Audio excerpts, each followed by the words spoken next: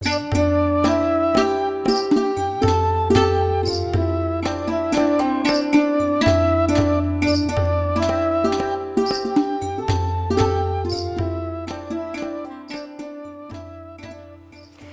छठी मैया। नमस्कार दोस्तों, आशा करती हूँ आप सब स्वस्थ हैं, अच्छे हैं। मेरा नाम नेहा है और मैंने ये व्लॉग बनाया है ताकि मैं आप सब से अपना पहला छठ व्रत का एक्सपीरियंस शेयर कर सकूं। मैंने अपना पहला छठ का व्रत कनाडा में किया और मैंने ये व्रत क्यों किया और किस तरीके से किया, ये इससे जुड़ी सारी बातों को शेयर करने के लिए मैं ये वीडियो बना रही हूँ। तो शुरू करते हैं थोड़ा बहुत मेरे बारे में। तो मेरा नाम नेहा है और मैं एक बिहारी फैमिली में पली बड़ी हूँ। मैंने बचपन से ही ये पर्व अपने घर पे देखा है, ना कि सिर्फ मेरी माता, मेरे पिता ने भी ये व्रत किया था। और बचपन से इससे जुड़ी बहुत सारी मेमोरीज़ है। जैसे हम सारे कज़न्स दूर दूर रहते थे, लेकिन हम सब इस पूजा के समय एकत्रित होते थे और इस पूजा को काफ़ी धूमधाम से मनाते थे। हम इसमें नदी जाते थे, अपने दिवाली के सारे फटाके बचा के रखते थे और उन सारे फटाकों को हम छठ की पूजा में इस्तेमाल करते थे।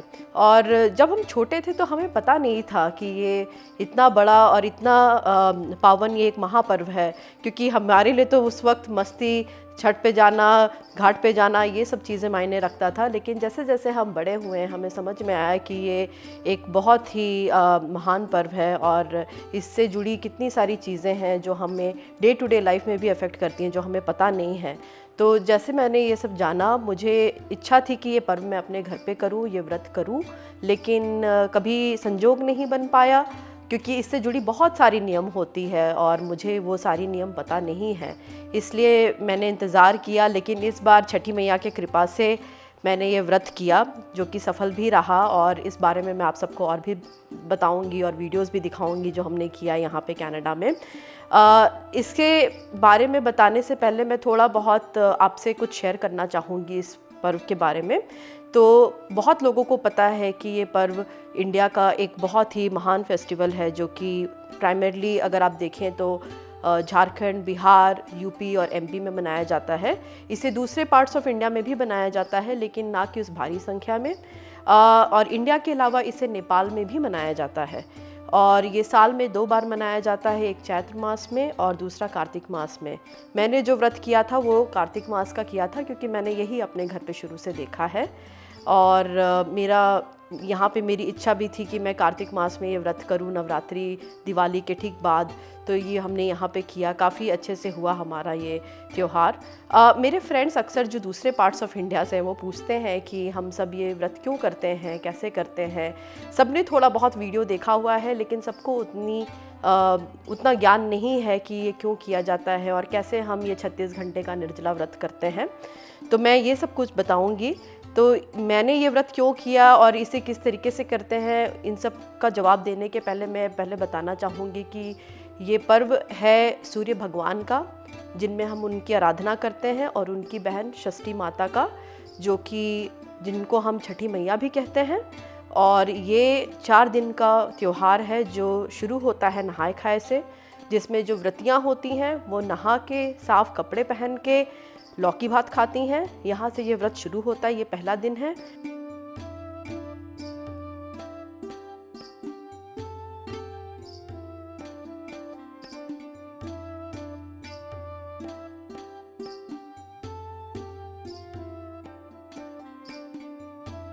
दूसरे दिन हम खरना करते हैं, जिसे हम खीर भोजन भी कहते हैं, जिसमें हम गुड़ वाली खीर बनाते हैं, रोटी बनाते हैं और केले का भोग भगवान को लगाते हैं और वही भोग स्वयं भी ग्रहण करते हैं।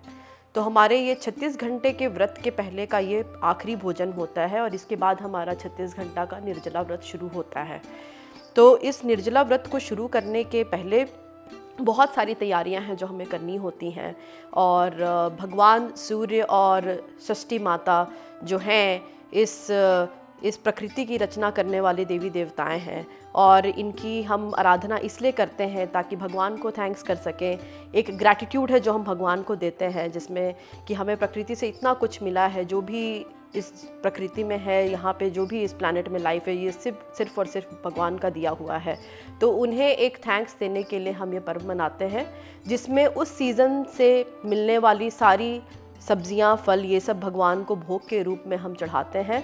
और साथ साथ एक पकवान भी बनाते हैं जिसे हम ठेकुआ कहते हैं, जो कि गुड़, आटे और ड्राई फ्रूट से बना रहता है।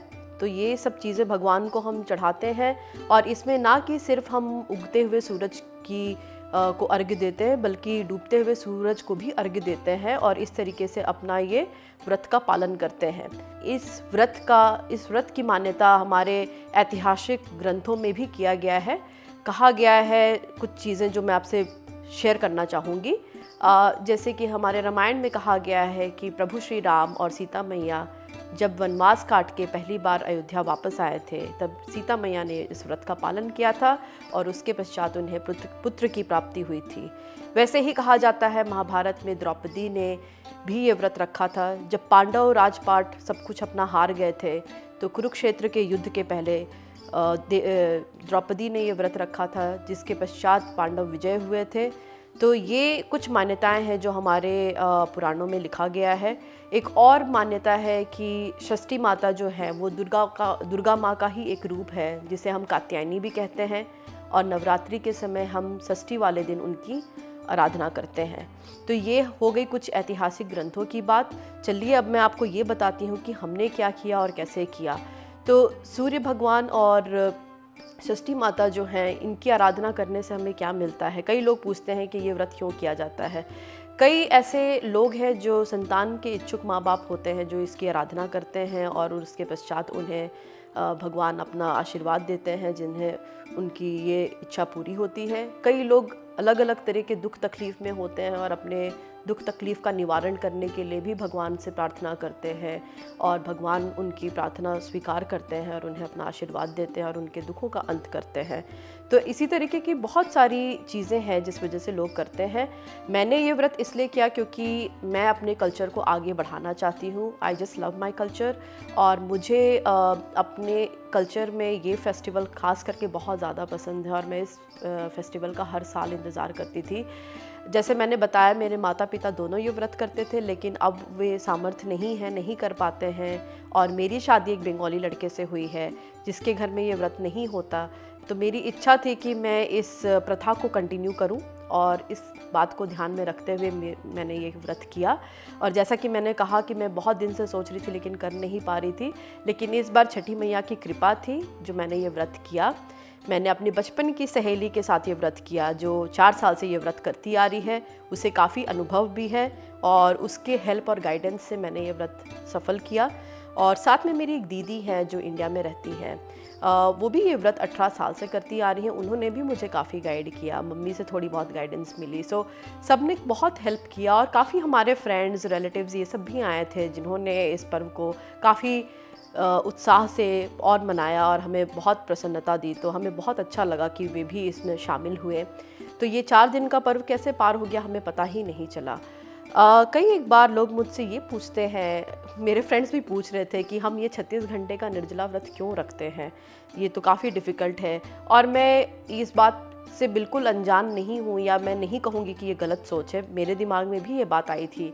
वैसे तो मैं पूजा पाठ करती हूँ, मैं व्रत भी करती हूँ, लेकिन निर्जला व्रत 36 घंटे का आसान नहीं है। इसलिए मैं सोच रही थी कि मुझसे कहीं कोई त्रुटि ना हो जाए, ये व्रत सफल रहे। इसलिए मैंने व्रत शुरू करने के पहले भगवान से हाथ जोड़ के प्रार्थना की कि भगवान मेरी इस इच्छा को आप पूर्ण करें, मेरे इस व्रत को आप सफल करें। आशीर्वाद दें कि ये व्रत मैं जितनी खुशी से और उत्साह से करना चाहती थी ये बिल्कुल वैसे ही संपन्न हो। और भगवान की महिमा और कृपा दृष्टि के सामने सब कुछ हो जाता है। उनका आशीर्वाद हो तो आप कुछ भी कर सकते हैं। स्पेशली मुझे गैस की प्रॉब्लम है। मैं अगर एक मील स्किप करती हूँ तो मुझे सर में दर्द, पेट में दर्द, बहुत सारी प्रॉब्लम्स होती है। लेकिन इस पूरे त्योहार में मुझे एक बार भी ऐसा नहीं लगा, ना कोई अनइजीनेस लगा, ना कहीं अनकंफर्टेबल लगा, ना मेरी तबीयत ख़राब हुई, बल्कि अलग तरह की एनर्जी मुझ में आ गई थी, जिसके चलते मैंने इस व्रत को बहुत ही बढ़िया से किया और साथ में बहुत इन्जॉय भी किया। काफ़ी लोगों से बातें की, मिली जुली, जो कि मुझे बहुत अच्छा लगा। तो ये बहुत ही एक भगवान की कृपा दृष्टि थी जो इस तरीके से उन्होंने मेरे इस व्रत को साकार किया। और साथ साथ में मैं थोड़ी सी बात कनाडा के बारे में भी करना चाहूँगी कि इंडिया से हम इतने दूर हैं। कई एक बार दिमाग में आता है यहाँ पे वो चीज़ें मिलेंगी कि नहीं जिससे हम अपने पूजा को सफल बना सकें। लेकिन मैं आप सबसे यही कहना चाहूँगी, सूप से लेके पूजा की हर सामग्री यहाँ बिल्कुल अच्छे से मिल गई और हमारा पूजा बिल्कुल वैसा ही हुआ जैसे कि वो इंडिया में होता है। लगा नहीं कि हम इंडिया से इतने दूर हैं और यहाँ पे पूजा कर रहे हैं और हमें कोई एक ऐसी चीज़ है जो नहीं मिल पाई जिसके चलते हमारा पूजा सफल नहीं होगा। तो ये सारी चीज़ें यहाँ पे हो गई जिसके लिए मैं बहुत खुश हूँ।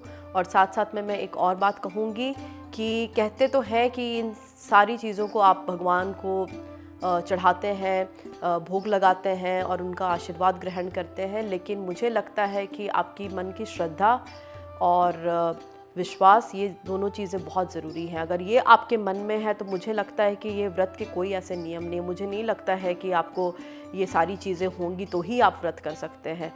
हर इंसान अपने सामर्थ्य के हिसाब से, जिसकी जितनी इच्छा, जितनी कैपेबिलिटी, आप उस हिसाब से व्रत को ज़रूर कर सकते हैं। लेकिन हाँ, आपके मन में वो श्रद्धा, वो विश्वास, वो मान्यता ज़रूर होनी चाहिए, तभी आपका पूजा सफल होगा। और लास्ट में एक चीज़ बोलना चाहूँगी इस वीडियो को कंक्लूड करते हुए कि मुझे बहुत दुख हुआ कि हमारी बिहार की कोकिला शारदा सिन्हा जी का देहांत हो गया। कैसा कोइंसिडेंस है कि उन्होंने इतने साल तक छठ के इतने अच्छे गीत हमें दिए और उनका देहांत छठ के वक्त ही हुआ।